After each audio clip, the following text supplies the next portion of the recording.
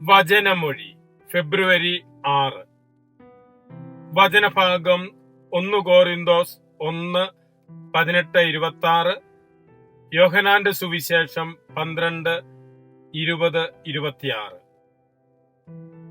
ഈശോയിൽ സ്നേഹമുള്ളവരെ, നോമ്പുകാലത്തെ 5-ാമത്തെ വെള്ളിയാഴ്ചയായ ഇന്ന് ഗ്രീക്ക് സഭാപിതാക്കന്മാരെയും സുറിയാനി സഭാപിതാക്കന്മാരെയും പ്രത്യേകമായി അനുസ്മരിക്കുന്ന ദിവസമാണ്. ഇന്ന് സുവിശേഷത്തിൽ നിന്ന് നാം ശ്രവിക്കുന്നത് യോഹന്നാന്റെ സുവിശേഷം 12-ാം അധ്യായം 20 മുതലുള്ള വചനങ്ങളാണ്. ഗ്രീക്കുകാർ ഈശോയെ കാണാൻ ആഗ്രഹിച്ച് വരുന്ന സംഭവമാണ്. ഇന്നത്തെ തിരുവചനത്തിലൂടെ നമ്മോട് പറഞ്ഞു തരുന്നൊരു യാഥാർത്ഥ്യം, നഷ്ടത്തിലൂടെയാണ് യഥാർത്ഥ വിജയം നേടുന്നത്. മരണമാകുന്ന കവാടത്തിലൂടെയാണ് യഥാർത്ഥ ജീവനിലേക്ക് പ്രവേശിക്കുന്നത്. ഗോതമ്പ് നിലത്തു വീണ് അഴിയാതെ മരിക്കാതിരുന്നാൽ അത് ഒറ്റയ്ക്ക് ഇരിക്കും. മരിച്ചാൽ അത് ധാരാളം ഫലം കായ്ക്കും.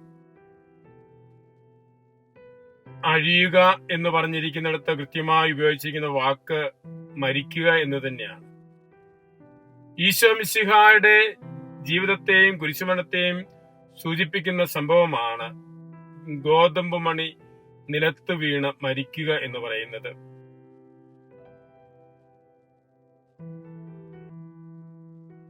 മിശിഹായുടെ ജീവിത സമർപ്പണം ലോകരക്ഷയ്ക്ക് വേണ്ടിയായിരുന്നു, മനുഷ്യകുലത്തിന് പുതുജീവൻ നൽകുവാൻ വേണ്ടിയായിരുന്നു. സ്വന്തം ജീവനെ സ്നേഹിക്കുന്നവൻ അത് നഷ്ടപ്പെടുത്തും. എന്നാൽ മിശിഹായെ പ്രതി സ്വന്തം ജീവൻ സമർപ്പിക്കുന്നവൻ നിത്യജീവൻ നേടും. പൗലോസ്ലീഹ കോരിന്തോസിലെ സഭയ്ക്ക് എഴുതിയ ലേഖനത്തിലൂടെയും നൽകുന്നത് കുരിശിന്റെ സഹനത്തിന്റെ മഹത്വത്തെക്കുറിച്ചാണ്. കുരിശിന്റെ സന്ദേശം ലോകത്തിന് ഭോഷത്വമാണ്, എന്നാൽ രക്ഷിക്കപ്പെടുന്നവർക്ക് അത് ദൈവശക്തിയാണെന്ന് സ്ലീഹ പറയുന്നത്. ലോകത്തിന്റെ ജ്ഞാനം ശക്തിയിലും വിജയത്തിലും മഹത്വത്തിലും വിശ്വസിക്കുമ്പോൾ ദൈവത്തിന്റെ ജ്ഞാനം വെളിപ്പെടുത്തുന്നത് കുരിശിന്റെ സ്നേഹത്തിലൂടെയാണ്. ഇന്നത്തെ തിരുവചന വായനകൾ നമ്മോട് ചോദിക്കുന്നത്, നാം ലോകത്തിന്റെ വിജയമാർഗം തിരയുകയാണോ, മിശിഹായുടെ കുരിശിന്റെ മാർഗം സ്വീകരിക്കുകയാണോ? സ്വയം പിടിച്ചു നിൽക്കുമ്പോൾ ജീവിതം ചുരുങ്ങുന്നു, സ്വയം സമർപ്പിക്കുമ്പോൾ ജീവിതം ഫലപ്രദമാകുന്നു എന്ന ചിന്തയാണ് ഇന്ന് തിരുവചനം നമുക്ക് നൽകുന്നത്.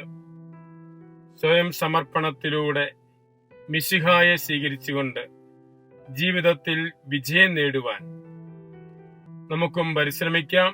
ദൈവകൃപ പ്രാർത്ഥിക്കാം. മിശിഹ നമ്മെ അനുഗ്രഹിക്കട്ടെ. ആമേൻ.